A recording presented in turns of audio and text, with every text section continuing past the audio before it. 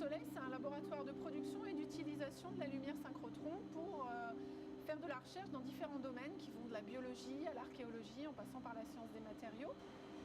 Aujourd'hui, on a 26 lignes de lumière qui sont soit déjà en utilisation, soit en construction, soit encore à l'état de projet. Ça fait 2 ans qu'on est en opération et qu'on accueille des utilisateurs de France et du monde entier. Responsable du groupe détecteur, donc c'est une équipe de 6 personnes dans laquelle on a 2 techniciens, 2 ingénieurs et 2 physiciens. Certains viennent de labo synchrotron, mais d'autres ont une expérience plus dans l'imagerie médicale par exemple, ce qui est assez proche de ce qu'on fait ici puisqu'on utilise les rayons X. Alors ? Bah écoute, je remonte la caméra que j'ai prévue pour Tempo, donc avec une optique de 100 mm. De conseiller les scientifiques de ligne, soit pour s'équiper de détecteurs qu'on trouve dans le commerce, soit pour intégrer des technologies qu'on connaît bien déjà mais qu'on va adapter pour répondre spécifiquement à leurs besoins, soit de développer des détecteurs innovants qu'on ne trouve pas aujourd'hui dans le commerce. Je vais t'aider à le tenir. Tu seras en bas. En bas ? Ouais. Donc là, on installe un prototype d'un détecteur qu'on a développé en collaboration avec un labo français de Marseille, ainsi qu'une autre ligne de lumière qui est située à Grenoble. Et l'idée, c'est d'évaluer ce prototype pour les futures manips qui auront lieu sur une ligne de lumière qui est actuellement en construction à Soleil. Donc c'est des choses assez prospectives et puis qui nous permettent de développer de nouvelles méthodes expérimentales en fait.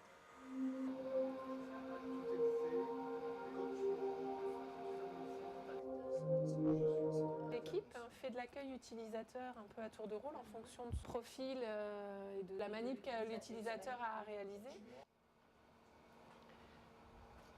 Salut Dominique, je viens de voir pour l'installation du X-Pad demain sur la manip. Ouais. C'est quoi comme manip exactement? Alors c'est des mesures de diffraction, on va essayer d'étudier des propriétés mécaniques sur certains systèmes et pour ça on doit changer le détecteur. D'accord, donc on va l'installer sur le bras diffracto? Ouais, okay. À la place de ce jeu de fente, de ce détecteur. D'accord.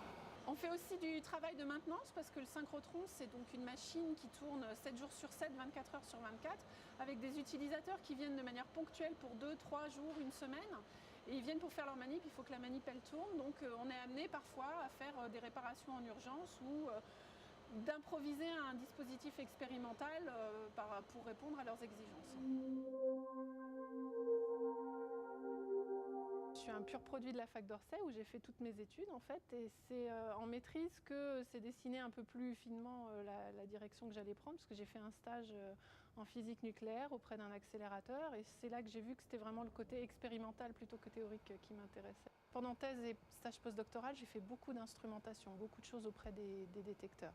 Et ça a aussi dessiné la suite de mon avenir professionnel puisque j'ai été recrutée au CEA dans une direction qui s'occupe de faire de la recherche appliquée. Et puis en 2004, j'ai eu l'opportunité de venir ici à Soleil en tant que responsable du groupe détecteur, donc toujours dans l'instrumentation, mais cette fois-ci au plus près de la recherche fondamentale. Donc je suis détachée du CEA.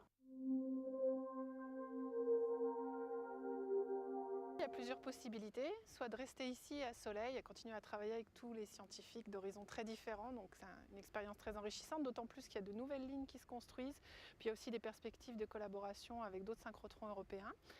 J'aurais aussi la possibilité de retourner au CEA, ce qui est aussi très enrichissant parce qu'il y a une possibilité d'évolution et de changement de métier qui est considérable dans cet organisme, donc bon, la décision se prendra dans les années qui viennent.